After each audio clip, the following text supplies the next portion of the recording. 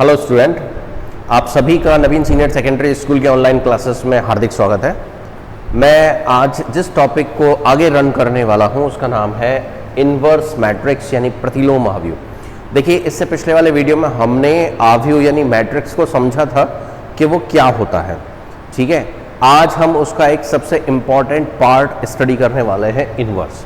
लेकिन आपको मैं ये बता दूं कि ये इन्वर्स कई स्टेप से मिलकर बनता है, तो हमको धीरे धीरे एक एक स्टेप को कवर करते हुए जाना है। ठीक है, यहाँ पहले मैं आपको स्टेप समझाता हूँ कि इसके स्टेप कौन कौन से होते हैं। देखिए, सबसे पहले हमें जो निकालना सीखना होता है वो होता है डिटरमिनेंट।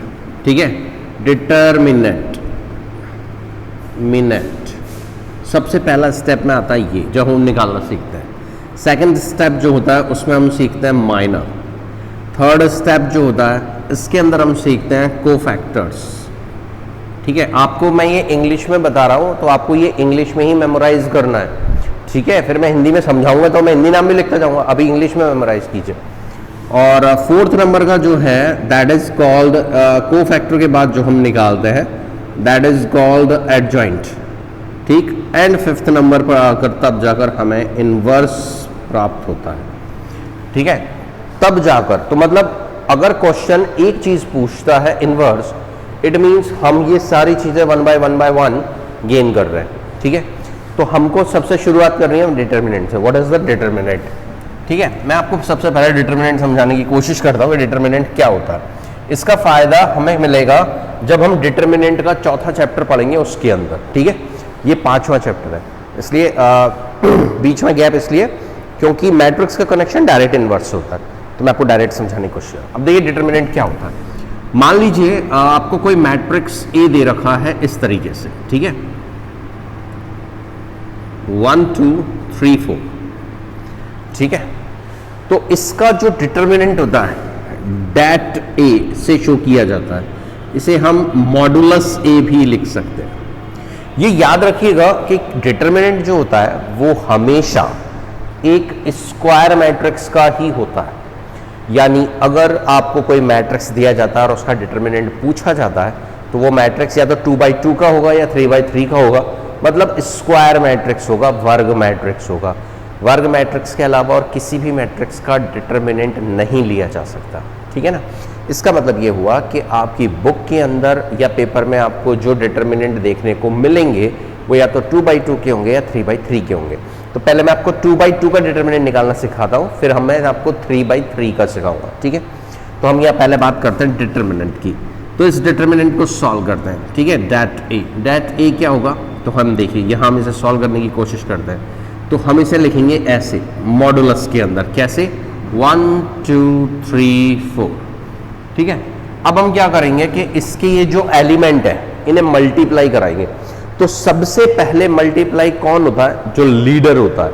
लीडर कौन होता है? यहाँ लीडर होता है लीडिंग डायगोनल। मैंने आपको इससे पिछले वाले में समझाया था कि ये वाला जो विकर्ण होता है ये लीडिंग डायगोनल यानी अग्रग विकर्ण कहलाता है। तो सबसे पहले यही गुणा होता है, तो हम इसे गुणा करेंगे तो हम इसे लिखेंगे 1 × 4।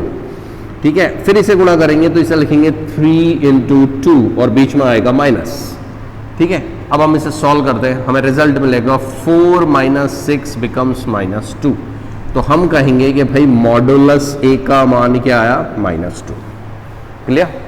एक और सवाल हम करके देखते हैं सेम ऐसे ही, जिससे आपको और अच्छा समझ में। ठीक है, मान लेते हैं मेरे पास ए जो दिया है दैट इज 2 - 3 1 - 2।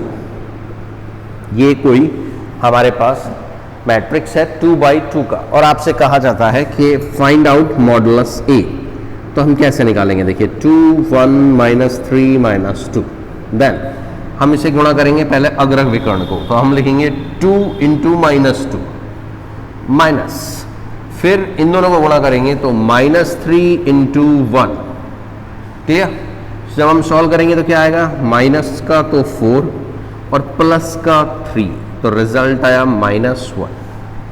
क्लियर? उम्मीद करूँ आपको 2x2 का डिटरमिनेंट निकालना समझ में आया। ठीक है, अब हम बात करते हैं 3x3 के डिटरमिनेंट के लिए।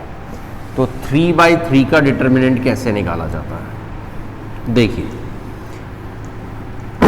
3/3 का डिटरमिनेंट निकालना बड़ा आसान है। 3/3 का डिटरमिनेंट निकालने के लिए हम क्या करते हैं, हमको सपोज कीजिए आपको कोई मैट्रिक्स दिया है 3/3 का, ठीक है। जैसे हम लेते हैं ये A 1 2 3 2 3 1 और 4 -1 3, ये मैंने कोई मैट्रिक्स ले लिया, ठीक है। अब मुझे इसका डिटरमिनेंट निकालना, तो मैं लिखूंगा मॉडुलस A, ठीक है। मॉडुलस A, तो ये आ गया मॉडुलस 1 2 3 2 3 1 एंड 4 -1 3, ठीक है। अब यहां मैं आपको एक चीज समझाना चाहूंगा, इस 3/3 के मॉडुलस को हल करने के कुल 6 तरीके होते हैं। कितने तरीके होते हैं? 6 तरीके होते हैं, ठीक है। मैं आपको केवल 2 तरीके समझाऊंगा, 4 तरीके आपको अपने आप ही समझ में आ जाएंगे, ठीक है। देखिए कैसे, हमारे पास यहां पर 3 पंक्तियां और 3 स्तंभ हैं, ठीक है। मान लो आप इस पूरे मैट्रिक्स का मान पहली पंक्ति यानी R1 से निकालते हो, तो उसे कहते हैं पहला तरीका। अगर आप इस पूरी इसका मान दूसरी पंक्ति से निकालते हो तो यानी R2 से, तो उसे कहते हैं दूसरा तरीका। इसी तरह तीसरी से निकालेंगे तो तीसरा तरीका। इसी तरह अगर हम पंक्ति का इस्तेमाल नहीं करना चाहें बल्कि स्तंभ का इस्तेमाल करें, तो पहले स्तंभ से निकालते हैं यानी C1 से, तो वो हो गया पहला तरीका। अगर दूसरे स्तंभ यानी C2 से निकालते हैं तो हो गया दूसरा तरीका, और अगर इससे निकालते हैं तो हो गया तीसरा तरीका। तो अब आप काउंट कर सकते हैं 1 2 3 4 5 6, 6 तरीकों से इसे निकाला जा सकता है ना। लेकिन मैं आपको सिर्फ 2 तरीके बताऊंगा, 4 आप अपने आप ही सीख जाएंगे, ठीक है। देखिए कैसे, सबसे पहले मैं आपको सिखाता हूं कि भाई मैं इसे पहली पंक्ति से लेता हूं। किससे लेता हूं? पहली पंक्ति से। तो मैं कैसे लूंगा, देखो मैं मॉडुलस ये लेता हूं, मैं लिखूंगा पहला अवयव 1, ठीक है। उसके बाद ये 1 जिस पंक्ति और जिस स्तंभ में आ रहा है उसे छुपा लीजिए, हाइड कर लीजिए, ठीक है। मैंने हाइड कर लिया, तो ये वाली पंक्ति और ये वाला स्तंभ मैंने छुपा लिया, तो मुझे क्या मिलेगा? मुझे मिलेगा 3 -1 1 एंड 3, ठीक है। अब मैं अगला अवयव लिखता हूं 2, फिर ये 2 जिस पंक्ति और जिस स्तंभ में आ रहा है मैं उसको हाइड करता हूं, तो मुझको क्या मिलेगा हाइड करने के बाद? देखिए, तो मुझे मिलेगा 2 1 4 3, क्लियर। फिर मैं अगला अवयव लेता हूं 3, सेम वही तरीका, ये जिस पंक्ति और जिस स्तंभ में आ रहा है उसको मैं हाइड कर लेता हूं, तो मुझे क्या मिलेगा? 2 3 4 -1, ठीक है। मैंने ये लिख दिया। अब ध्यान रखिए, इसकी जो साइन होते हैं ना, जब हम इसे ओपन करेंगे तो इसके साइन ऐसे चलते हैं, प्लस माइनस प्लस। अब ये प्लस है तो यह माइनस, फिर प्लस, ये माइनस है तो ये प्लस, फिर minus, minus plus minus, plus minus plus, alternate sign चलते हैं इसके, ठीक है। तो अपन किस पंक्ति का उपयोग कर रहे हैं? पहली पंक्ति का, है ना। तो साइन क्या आएंगे? प्लस माइनस प्लस, मतलब ये प्लस का, ये माइनस का, ये प्लस का, क्लियर। तो अब हम इसे हल करते हैं, हमें क्या मिलेगा? ये तो आया 1, और 2/2 का सारणिक हल करना मैं आपको अभी थोड़ी देर पहले ही बता चुका हूं। तो हम इसको कैसे हल करेंगे?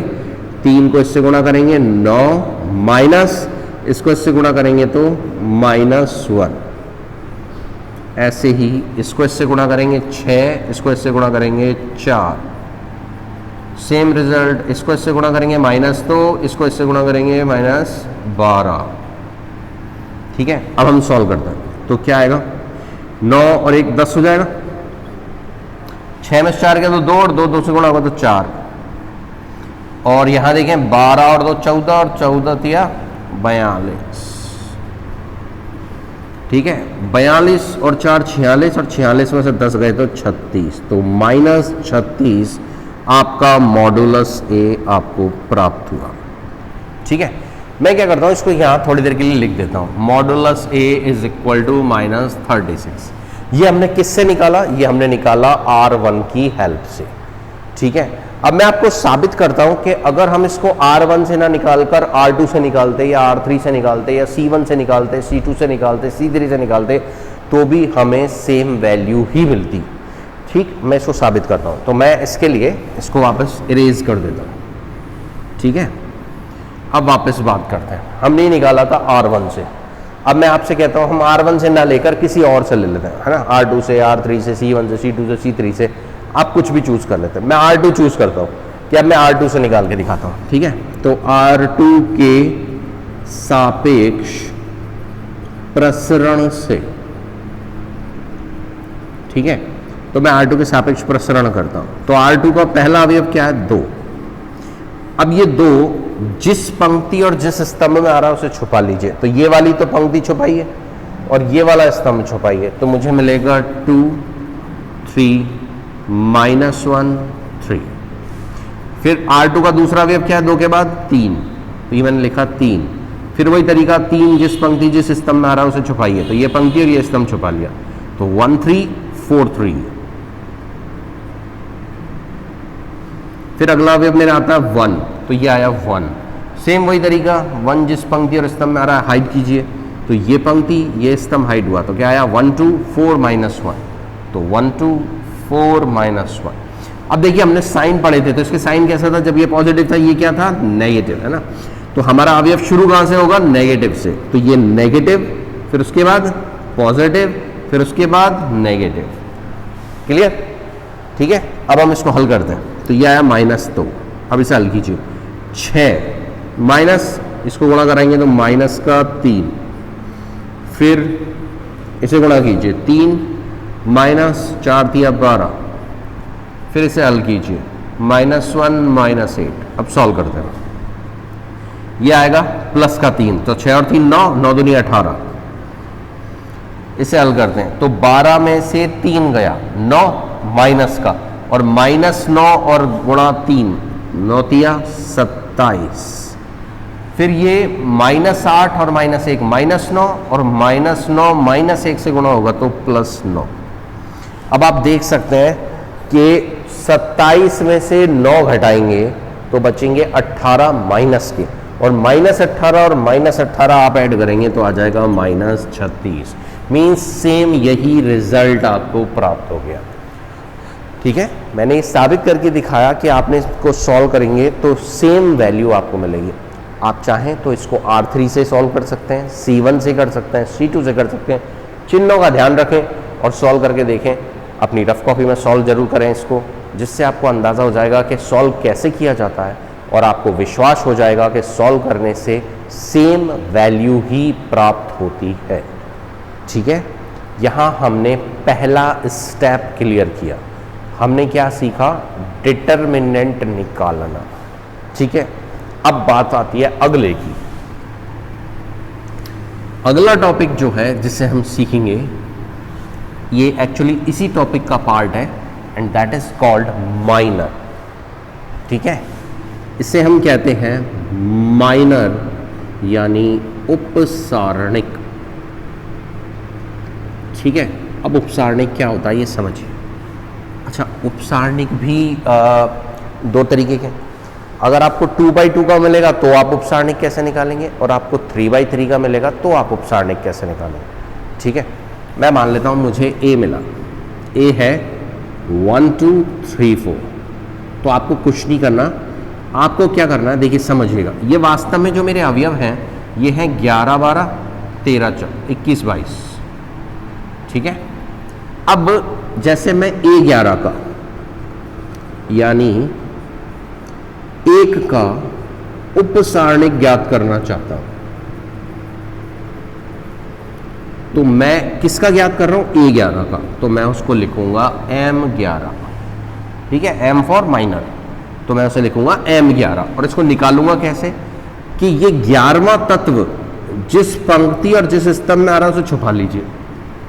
ठीक है, तो ये मैंने ये पंक्ति और ये स्तंभ छुपा लिया, तो मुझे क्या मिला? जो भी मिला उसको मॉडुलस में लिख दीजिए। तो ये मुझे 4 मिला तो मैंने लिख दिया 4। क्लियर? ठीक है ना। अब हम सॉल्व करते हैं। अब हम सॉल्व करेंगे इसको कैसे। तो इसको मॉडुलस में मत लिखिए, आप चाहे तो डायरेक्ट भी लिख सकते हैं, मतलब एक स्टेप बढ़ाने के लिए मैंने केवल एक समझाने का दृष्टिकोण रखा। ठीक है, और A12 यानी 2 का उपसारणिक आप निकालेंगे तो लिखेंगे M12, और क्या आएगा? इसको और इसको ऐड करेंगे तो 3।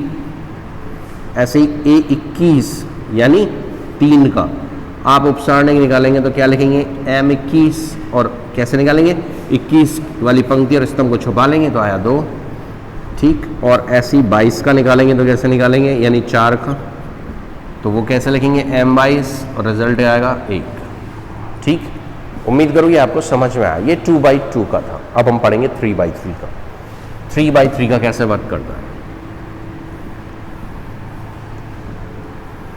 तो 3/3 का उपसारणिक, सपोज कीजिए मेरे पास है ये मॉडुलस, मॉडुलस को तो बाद में निकालेंगे, पहले हम ए निकालते हैं।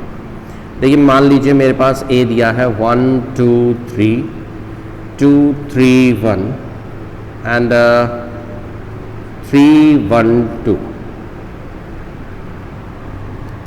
ठीक है। ये मेरे पास कोई सारणिक है जो मैं सॉल्व कर रहा हूँ, ठीक है। अब मैं इसको एक्चुअली 3 2 1 की जगह 3 2 1 करता हूँ। अब ठीक है, ठीक। अब मैं आपसे कहता हूँ आपको क्या निकालना, माइनर निकालना। क्या निकालना, माइनर 3/3 में, है ना।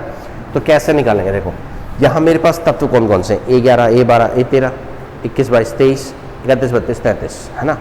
तो मैं सबसे पहले निकालूंगा M11। अब आप कहेंगे सर M11 कैसे निकालेंगे, तो M11 क्या है, ये 1, इसका उपसारणिक निकलेगा।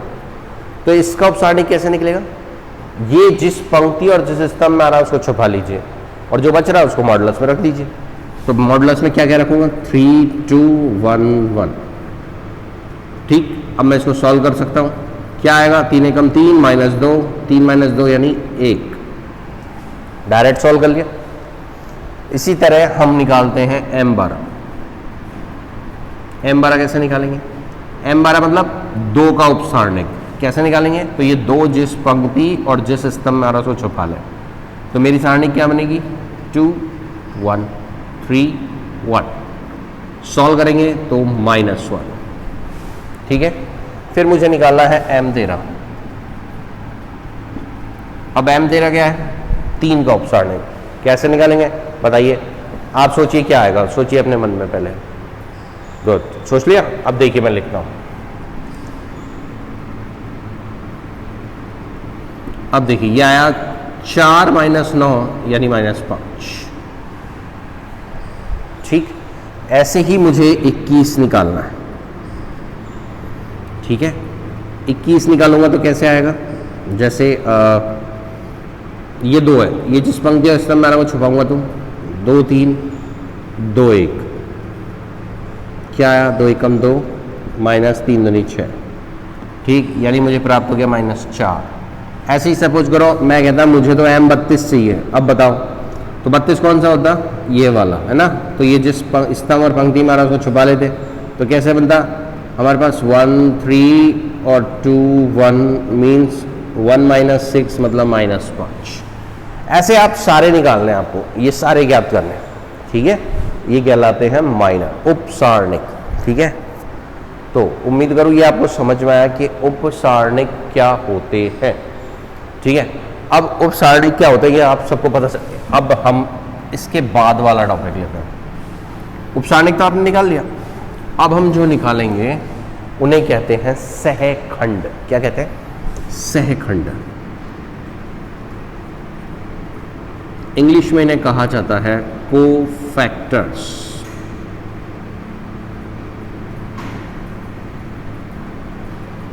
ठीक है। कोफैक्टर्स को हम कैसे शो करते हैं, देखो कोफैक्टर का मतलब होता है कि Aij इज कॉल्ड -1 की पावर i + j और Mij, ठीक है। जैसे सपोज करो मैंने आपको दे दिया A, इट इज 1 2 3 2 3 1 एंड 3 2 1, ठीक है। अब मैं आपसे कहता हूं कि भाई आई नीड M23। अब बताओ तो M23 क्या है, ये 1, ये वाला है ना, ये वाला 1।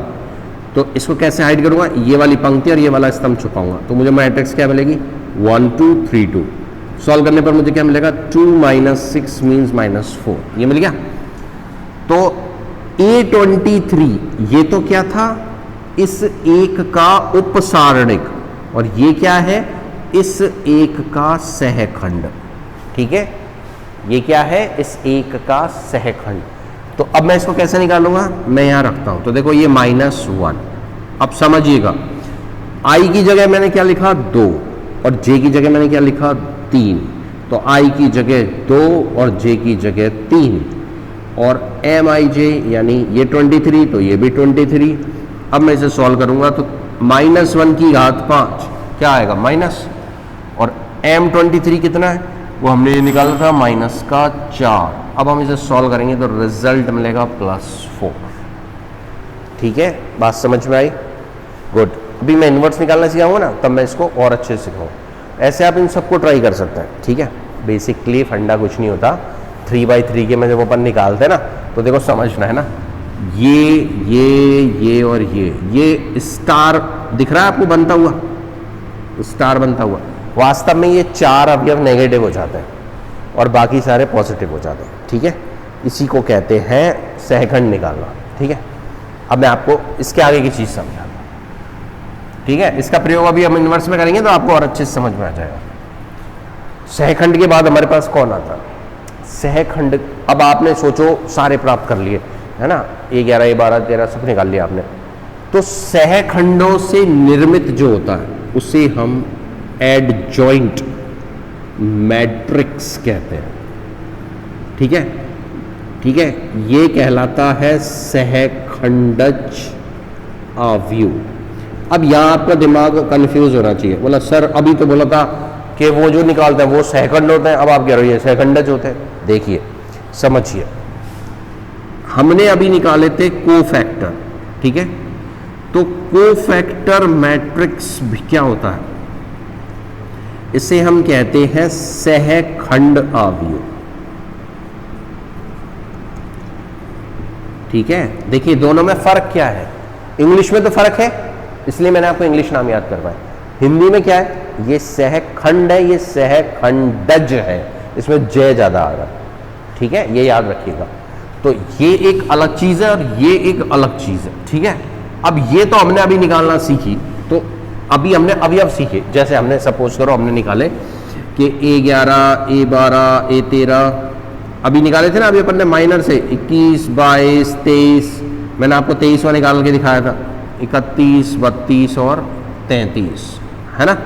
ये आपने अगर जो अभी प्राप्त करे उनका अगर आपने मैट्रिक्स बना दिया तो वो मैट्रिक्स जो होता है उसी को हम सहखंड अवयव कहते हैं।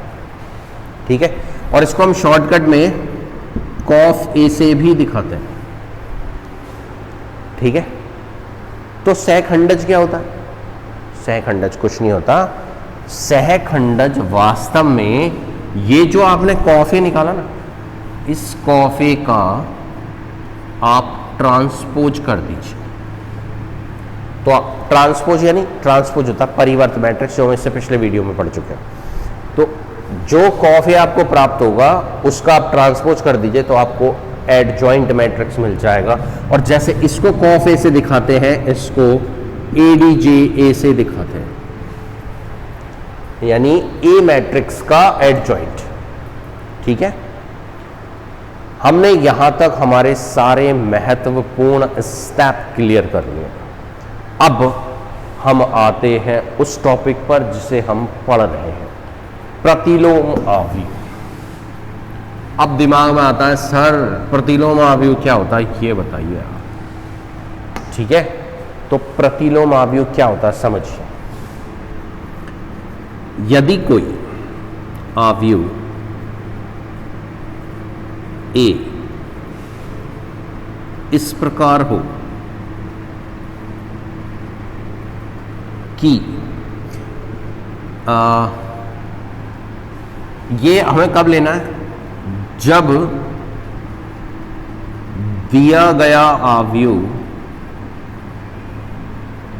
ए हो, तब अगर कोई अवयव ए इनवर्स ऐसा हो कि ए से ए इनवर्स को गुणा कराए या ए इनवर्स से ए को गुणा कराए, रिजल्ट हमेशा आई ही मिले। जहां आई क्या है, इकाई मैट्रिक्स। ठीक है, यहां आई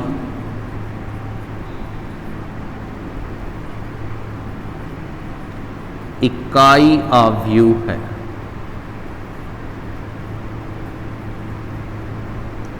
ठीक है, तो अगर कोई मैट्रिक्स ऐसा है कि उसको उसके मूल मैट्रिक्स से कैसे भी मल्टीप्लाई करो रिजल्ट आई आए, तो इसे हम ए इनवर्स को आव्यूह ए का प्रतिलोम आव्यूह कहा जाता है।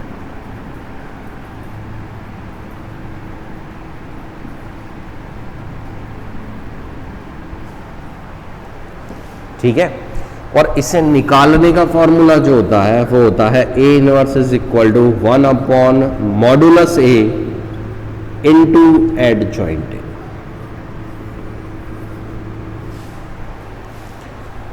ठीक है, ये तो परिभाषा क्या होता क्या है, और ये हुआ सूत्र कि निकालते कैसे हैं। अब सूत्र पे फोकस करें। मॉडुलस मैंने आपको सबसे पहला स्टेप सिखाया, एडजॉइंट सबसे लास्ट का स्टेप सिखाया, और पहले स्टेप से लास्ट स्टेप तक जब आप आ जाएंगे तो उनकी मदद से ये निकलेगा। ठीक है, लेकिन एक चीज यहां समझने वाली है, हम किसी भी संख्या में किसी भी संख्या का भाग देते हैं मगर जीरो का भाग नहीं देते। क्यों? क्योंकि जीरो का भाग देने पर वो चीज अनडिफाइन हो जाती है। इसी तरह एडजॉइंट ए में हर संख्या का भाग दिया जा सकता है मगर जीरो का नहीं। इसलिए यदि मॉडुलस ए जीरो हो गया तो इसका कोई भी इनवर्स नहीं निकलेगा। ठीक है, तो आव्यूह ए अव्युत्क्रमणीय मीन्स सिंगुलर मैट्रिक्स कहलाता है।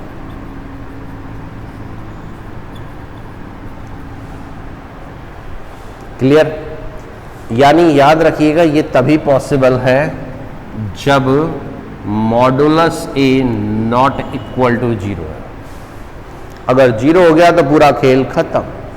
इसीलिए जब मैंने आपको इसे सॉल्व करना सिखाया तो सबसे पहला स्टेप आपको मॉडुलस निकालना ही सिखाया, क्योंकि अगर सवाल में कभी इनवर्स पूछा जाए और आप उसे सॉल्व करना शुरू करें तो अगर आपने पहले स्टेप में मॉडुलस निकाल लिया और चेक कर लिया कि भाई जीरो आ रहा है तो आगे हल करने की कोई ज़रूरत नहीं। लिख दीजिए कि ये एक अव्युत्क्रमणीय मैट्रिक्स है, इसका इनवर्स पॉसिबल नहीं है। क्लियर? ठीक। अब बात आती है कि हम मैट्रिक्स का इनवर्स कैसे निकालेंगे। ठीक, अब हम उसे ज्ञात करेंगे।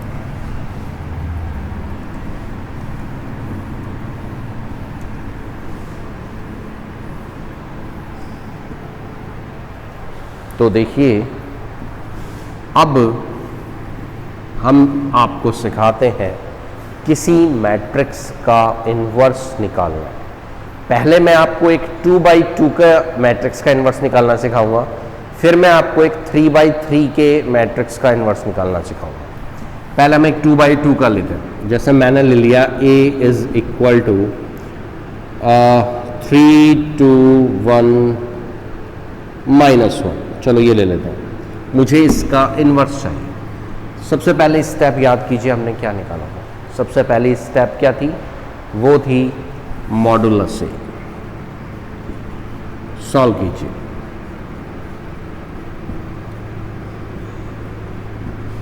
ये आएगा -3, ये आएगा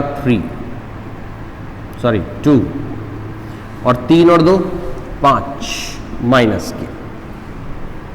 ठीक है, अब मॉडुलस के बाद अगला स्टेप क्या था? माइनर। ठीक है, तो अब हम क्या निकालेंगे? माइनर। तो हम निकालेंगे M11। अब M11 क्या होगा? तो 3 और 2 और ये छुपा लो, क्या मिलेगा? -1। M12 क्या होगा बताओ? इसको और इसको छुपाएंगे तो क्या आएगा? 1। 21 क्या होगा? 21 ये वाली पंक्ति और ये वाला स्तंभ छुपाएंगे, क्या आएगा? 2। 22 क्या होगा, तो ऐसे छुपाएंगे, क्या मिलेगा 3। अब मुझे क्या निकालना है, A11 यानी कोफैक्टर, है ना। अब मैं आपको एक शॉर्टकट तरीका सिखाता हूं, देखो ठीक है, सूत्र से तो आपने सीख ही लिया, अब मैं शॉर्टकट तरीके से सिखाता हूं। ये जो नंबर होते हैं ना, इन दोनों को जोड़ दो, अगर इनका योग सम है तो ये जो m है इसको ऐसे कैसा टीप दो, और अगर इनका योग विषम है तो इस वाले को माइनस से गुणा कर दो, सिंपल। तो जैसे A11 है तो मैं इसको कैसे लिखूंगा, दोनों का योग क्या है, सम है ना, तो इसको ऐसे कैसे लिख दो -1। ये है M12, तो मुझे निकालना क्या है, मुझे निकालना है A12, है ना। A12 किससे निकलेगा, M12 से। तो इसका योग क्या है, 2 और 1 3, विषम हो गया, विषम हो गया तो इसको माइनस से गुणा कर दो। ऐसे ही 21, M21 से क्या निकलेगा, 21, योग क्या है, विषम हो गया, माइनस से गुणा कर दो। अब आप मुझे बताओ ये माइनस से गुणा होगा कि नहीं होगा, मुझे बताओ। गुड, नहीं होगा, क्योंकि 2 और 2 4 होते हैं, सम हो गया, तो इसको ऐसे का ऐसा लिख देंगे, ठीक है। अब मुझे बनाना है कॉफ ए, तो कॉफ ए किससे बनेगा, 11 से, 12 से, 21 से, 22 से, है ना। तो कैसे लिखूंगा, -1 -1 -2 3, ठीक है, क्लियर। अब मुझे क्या निकालना है, मुझे निकालना है एडजॉइंट ए। एडजॉइंट ए क्या होता है, कॉफ ए का ट्रांसपोज। तो इस वाले मैट्रिक्स का ट्रांसपोज करो, तो पंक्ति को स्तंभ बनाओ, पंक्ति को स्तंभ बनाओ, ठीक है। अब मुझे निकालना है ए इनवर्स, तो मैं सूत्र अप्लाइड करता हूं, यही है हमारा सूत्र, तो हम यहां रखते हैं मॉडुलस ए। हमने मॉडुलस ए कितना निकाला था, -5, और ये हमें क्या प्राप्त हुआ,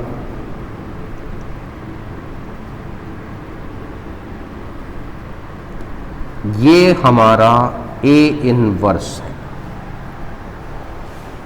दिस इज योर आंसर कि भाई इस ए का इनवर्स ये होगा। आप अगर चाहे तो इस -1/5 को अंदर भी गुणा कर सकते हैं, है ना, कोई दिक्कत नहीं है। आप चाहो तो इसको ऐसे भी लिख सकते हो,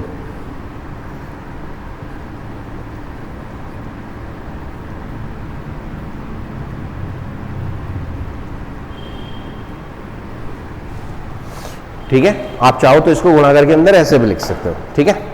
तो ये लिख दो तो भी आपका आंसर है, और ये लिखोगे तो भी आपका आंसर है, ठीक है। इसमें ये वाला तत्व माइनस का आ जाएगा, ठीक।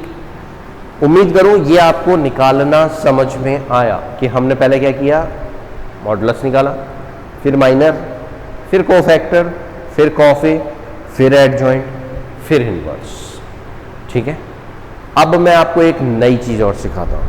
सपोज करो आपने इनवर्स निकाल लिया, ठीक है, और पीछे आंसर शीट में आंसर कुछ और दे रखा है, तो आप कंफ्यूज हो जाओगे कि आपका आंसर सही है या बुक का आंसर सही है, राइट।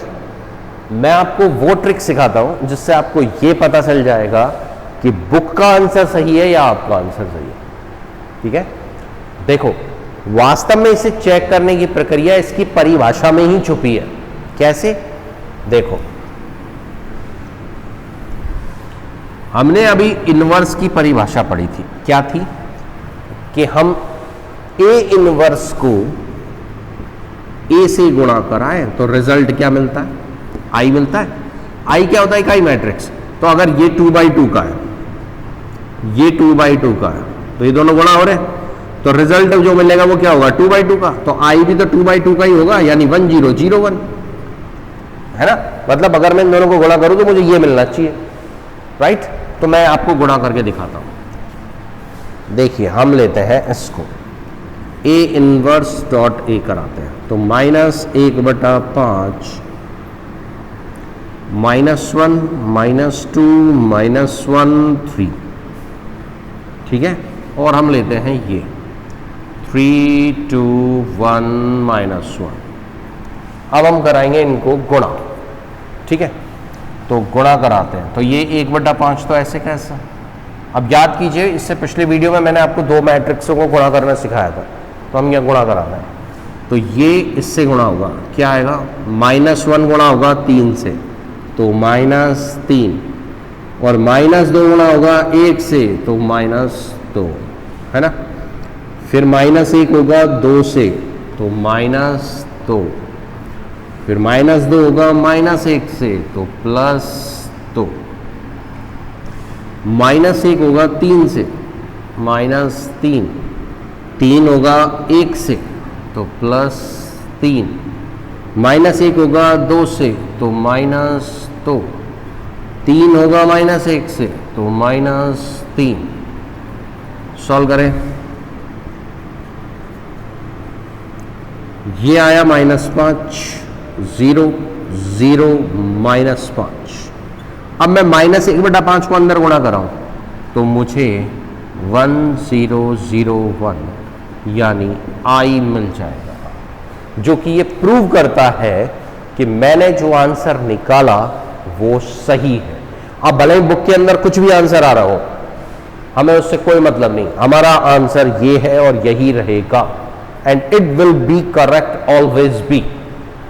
ठीक, तो आपको समझ में आया कि 2/2 का डिटर्मिनेंट हम कैसे निकालते हैं।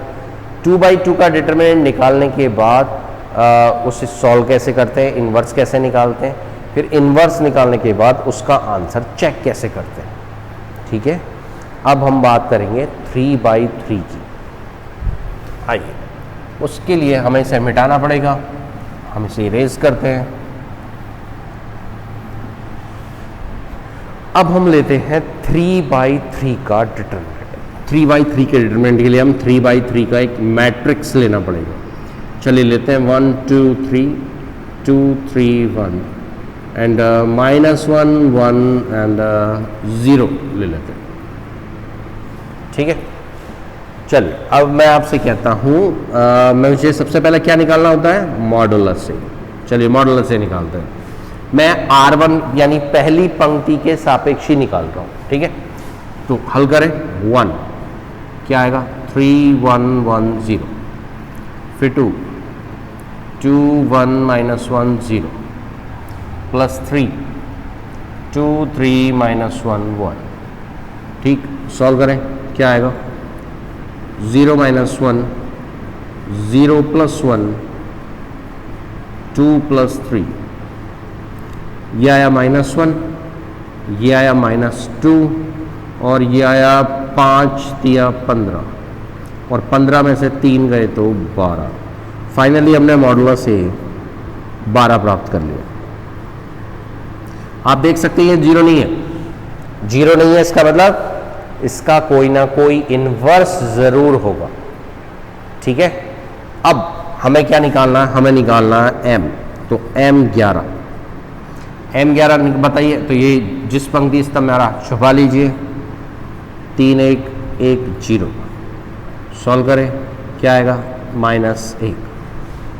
फिर m12 कैसे निकालेंगे, सेम वही तरीका, हाइड कर लीजिए, 2 -1 1 0, क्या आएगा, +1। m13 हाइड कर लीजिए,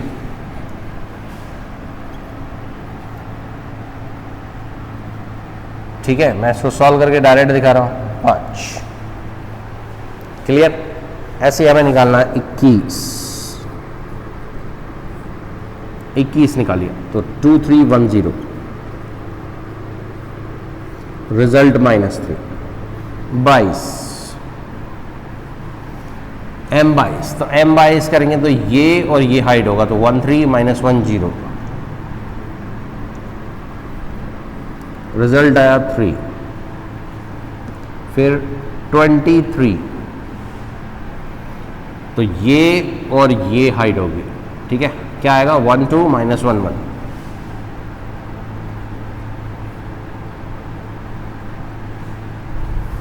फिर आता है 31 मतलब इसको हाइड करना, तो 2 3 3 1, 2 -9 तो -7। ठीक है, M32, तो ये और ये हाइड करेंगे तो क्या आएगा 1321,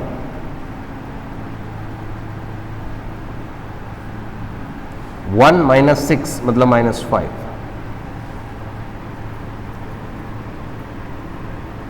M33, 33 निकालें, सॉल्व करें तो 1223, ये 3 माइनस 4 माइनस 1, ठीक है। ये मैंने आपको माइनर निकालने बता दिए कि पूरे के पूरे माइनर कैसे निकाले जाते हैं, ठीक है।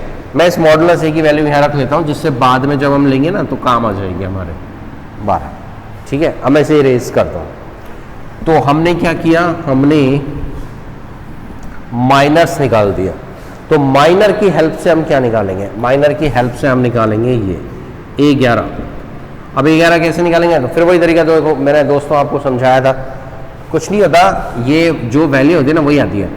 तो A11 21 31, ठीक है, 12 22 32 13 23 और 33। अब मैं इन वैल्यूज को लिखता हूँ, है ना, क्या क्या है, -1 -3 -7, मैं यही वैल्यू लिख रहा हूँ, है ना, फिर आपको समझाऊंगा चेंजिंग कैसे होती है। फिर ये आया 1, ये आया 3, ये आया -5, फिर ये आया 5, ये आया 3, ये आया -1, ठीक है। अब समझिएगा मैंने आपको क्या बताया था, इनको जोड़ दीजिए। अगर इनका योग क्या है, सम, तब तो एज इट इज, और अगर इनका योग है विषम तो माइनस से गुणा हो जाएगा, ठीक है। तो ये एज इट इज, लेकिन ये माइनस से गुणा होगा, ये एज इट इज पर ये माइनस से गुणा होगा तो ये हट जाएगा। फिर ये एज इट इज पर ये माइनस से गुणा हो जाएगा, ये एज इट इज पर ये माइनस से गुणा होगा तो ये हट जाएगा, और ये एज इट इज, मतलब ये वैल्यू आ गई हमारी सीधी सीधी, हमें कोई ज़्यादा दिमाग नहीं लगाना पड़ा। क्लियर। अब इससे हम क्या निकालेंगे, इससे हम ज्ञात करेंगे, इससे हम ज्ञात करेंगे कॉफ ए। अब कॉफ ए कैसे निकालते हैं वो मैंने आपको सिखाया ही था। ये उम्मीद करूंगा आपको याद होगा।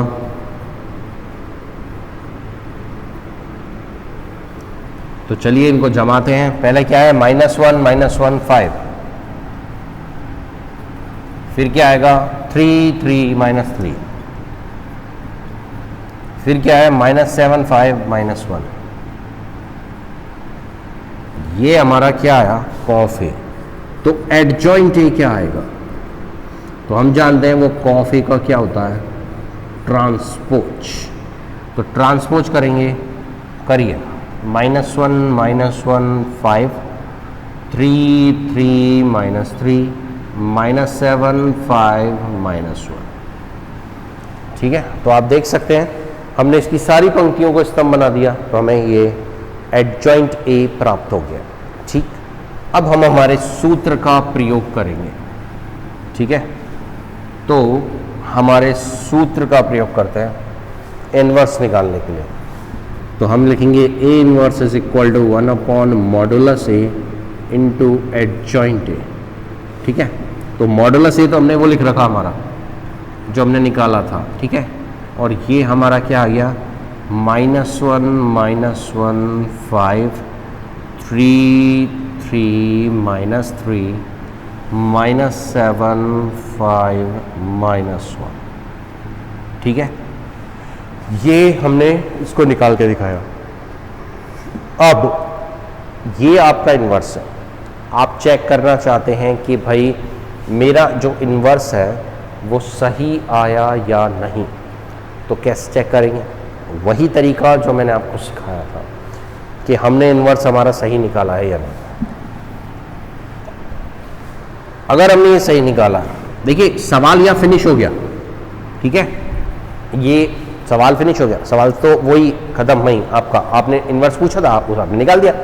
ये तो आपको चेक करना है, ठीक है, ये बोर्ड एग्जामिनेशन में चेक नहीं करना, ये जब आप प्रैक्टिस करेंगे और आपको ये डाउट हो कि पीछे आंसर शीट में कुछ और आंसर आ रहा है, मेरा कुछ और आ रहा है, तो चेक करने के लिए कि कौन सा सही है आप इस ट्रिक को यूज़ करते हैं।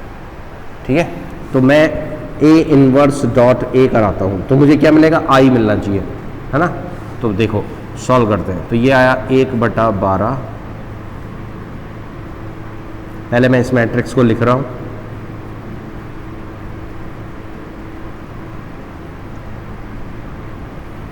अब मैं A मैट्रिक्स लिखूंगा ये वाली।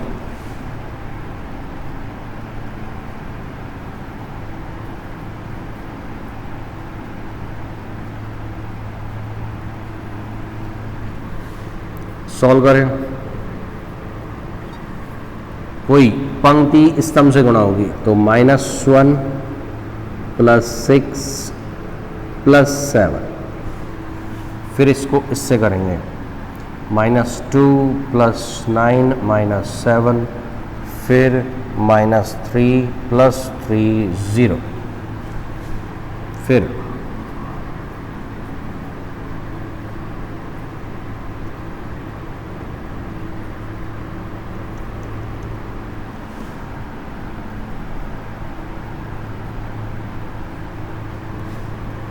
आप सभी ने गुणा की अगर प्रैक्टिस की होगी तो उम्मीद करता हूं कि आप सब इस गुणा को भलीभांति समझ पाएंगे और आपको इसे हल करने में कोई भी दिक्कत नहीं होगी। ठीक है, चलिए अब हम इसे हल करते हैं। देखिए 7 में से 1 गया 6 और 6 और 6 12, 6 से 6 गया 0, 6 से 6 गया 0, ये 0, ये तो देखो 9 में से 2 गया 7 और 7 और 5 12, ये 0, ये 0, ये 0, 12 में से 3 गया, 15 में से 3 गया 12, और जब मैं इसको इससे गुणा कराऊंगा मुझे 1 0 0 0 1 0 और 0 0 1 यानी कि मैट्रिक्स I प्राप्त हो जाएगा। क्लियर, यहाँ आप देख सकते हैं कि I प्राप्त हुआ, इसका तात्पर्य है कि हमने जो इन्वर्स निकाला ये बिल्कुल सही है। ठीक है, ये पूरी प्रक्रिया अच्छे से समझ लीजिए। इन्वर्स का क्वेश्चन एक डेफिनेटली आता है, इन्वर्स अभी आगे सिस्टम को सॉल्यूट करने में भूमिका निभाएगा। वो कैसे निभाएगा उसके लिए आपको इन्वर्स आना बहुत ज़रूरी है। तो ऐसा कीजिएगा, घर पर अपनी तरफ से अपने मन से 2x2 और 3x3 के ये आव्यूह बनाइएगा और उनके इन्वर्स निकालने की कोशिश कीजिएगा। आप कहेंगे सर हम अपनी तरफ से तो आव्यूह बना लेंगे, फिर हम चेक करेंगे तो हमें कैसे पता चलेगा आंसर सही है या नहीं। तो आंसर चेक करना मैंने आपको बता दिया। ठीक है, तो अपनी तरफ से 2x2 और 3x3 के खूब बनाइए, फिर उनके इन्वर्स निकालिए, फिर उसको मल्टीप्लाई करा के देख लीजिए। अगर आई आ रहा है इट मीन्स आपने सही निकाला है, अगर नहीं आ रहा इसका मतलब कैलकुलेशन में कहीं ना कहीं आपसे मिस्टेक हुई है, आपको रीचेक करना चाहिए। ठीक है, चलिए अब मैं इसे मिटाता हूँ।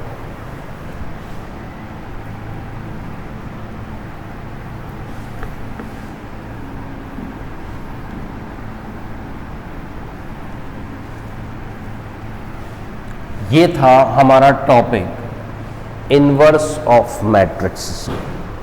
ठीक है, अब इसके कई छोटे क्वेश्चंस भी बनते हैं जो आप अपने चैप्टर्स में देख के कर सकते हैं। इसके बड़े क्वेश्चंस भी बनते हैं। ठीक है, हर साल एक क्वेश्चन सिस्टम सॉल्यूशन का डेफिनेटली आता है। ठीक है, अब सिस्टम सॉल्यूटिंग क्या होता है वो मैं आपको समझाता हूँ कि इन्वर्स सिस्टम को सॉल्यूट करने में कैसे हेल्प करता है। तो अब जिस टॉपिक को हम पढ़ेंगे that is called system solution. ठीक है, इसे कहते हैं निकाय का हल।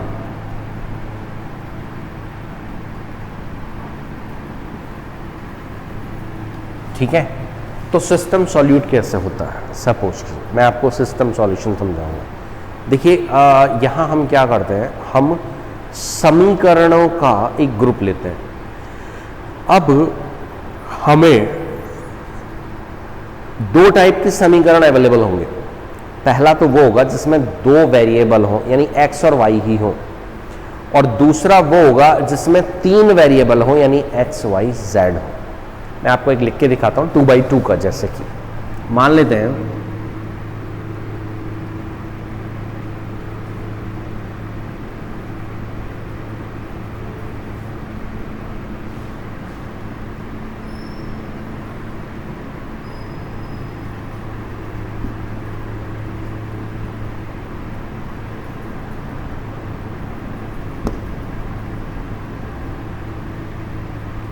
ये हमने एक समीकरण निकाय ले लिया, ये निकाय कहलाता है, यानी सिस्टम कहलाता है। ठीक है, मैं आपसे कहूं कि इस सिस्टम को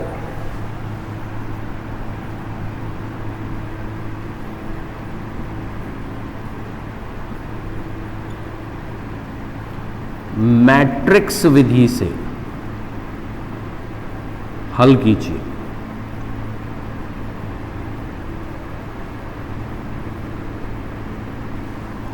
अगर मैं आपसे कहता हूं कि इस समीकरण सिस्टम को मैट्रिक्स विधि से हल कीजिए, इसका मतलब ये हुआ कि अभी मैंने आपको जो इन्वर्स निकालना सिखाया, मैं वास्तव में आपसे उसी मेथड से इसे सॉल्व करने के लिए कह रहा हूं। ठीक है, तो देखिए सॉल्व कैसे होता है। ठीक है, सबसे पहले अगर हमें इस सिस्टम को सॉल्व करना हो, किससे? मैट्रिक्स विधि से। तो कैसे करेंगे? तो मान लेते हैं कि ये सिस्टम है हमारे पास। ठीक है, इन्हें मैट्रिक्स के रूप में लिखने पर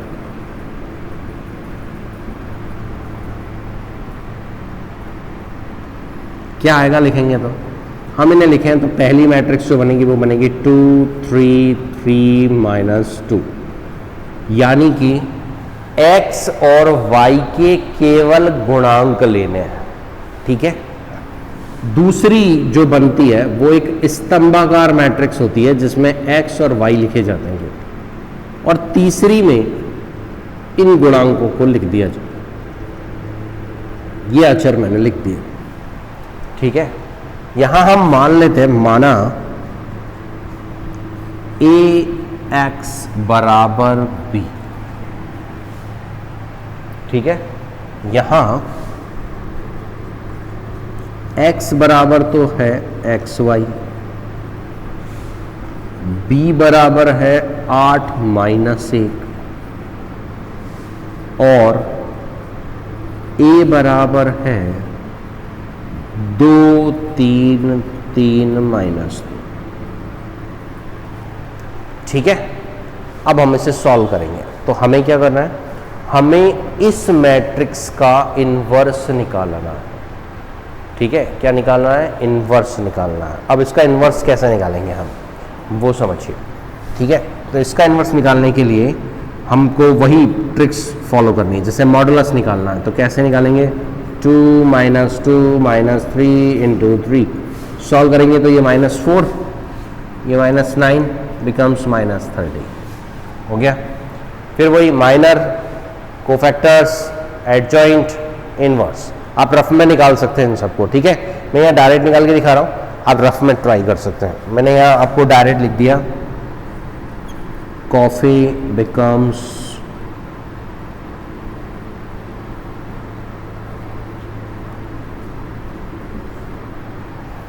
ठीक है, ये मैंने डायरेक्ट लिख दिया।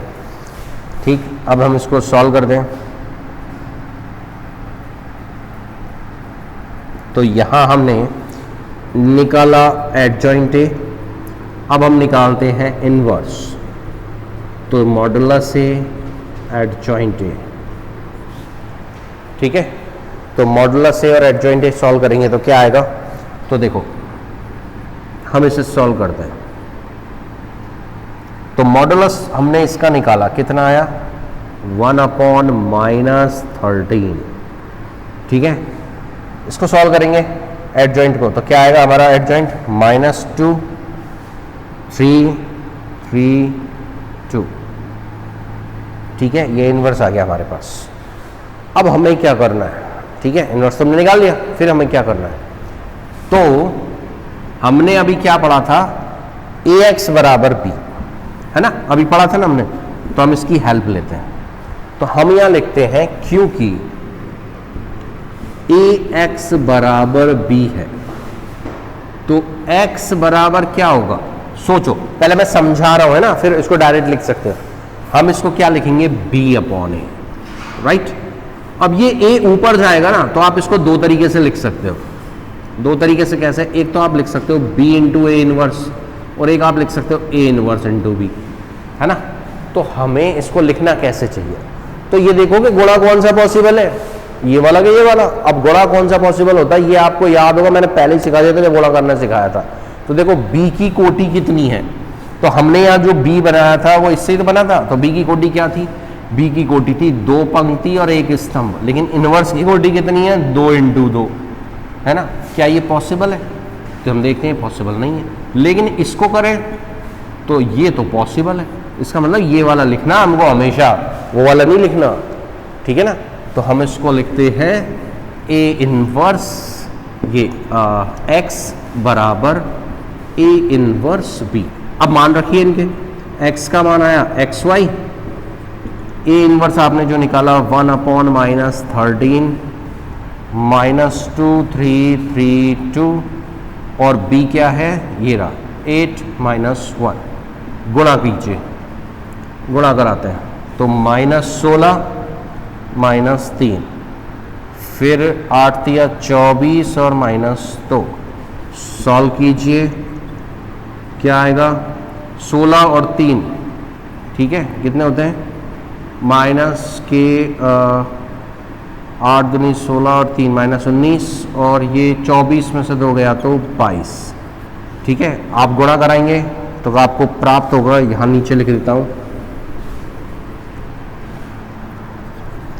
ये x और y, और आपने गुणा कराया तो आपको मिला 19/13 और 22/13 माइनस का। तो हम जब इनकी तुलना करेंगे तो x का मान हो गया 19/13 और y का मान हो गया माइनस का 22/13, ठीक है।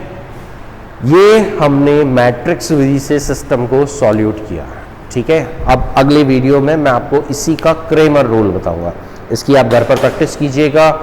एक्सरसाइज नंबर 5, चैप्टर 5 जो है ये चल रहा है आपका, और इस चैप्टर 5 में मैट्रिक्स विधि के ऐसे बहुत सारे क्वेश्चंस हैं, उन्हें पढ़ने का प्रयास करें जिससे ये विधि समझ में आए, एग्जाम्पल्स पढ़ें।